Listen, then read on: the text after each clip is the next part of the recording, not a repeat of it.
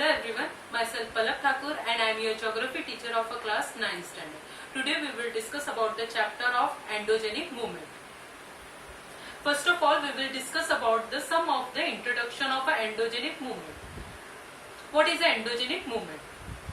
Endogenic processes are processes that originate internally in the earth's surface. For example, earthquake, volcano, mountain building, continent building, etc. Just like that, various natural events occur on earth from time to time. For example, flood, storm, extreme rainfall, snowfall, etc.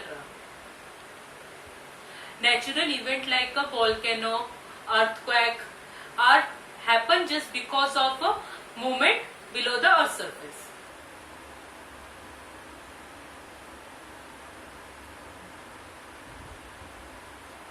Here I am given some point of the endogenic movement. First one it is. Endogenic processes are processes that originate internally in the earth's surface. For example, earthquake, volcanoes, continent building, mountain building, etc. Second one it is. Various natural events occur on earth from time to time. For example, flood, storm, snowfall, extreme rainfall, etc. Third one it is. Natural event like earthquake, volcanic eruption occur just because of movement below the earth's surface. Now our next topic, that is the interior of the earth, that is we also must say like that the cross section of the earth.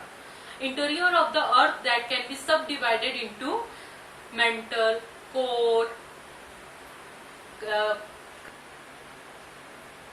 crust, etc. Again I am repeating: mantle, core, crust, etc.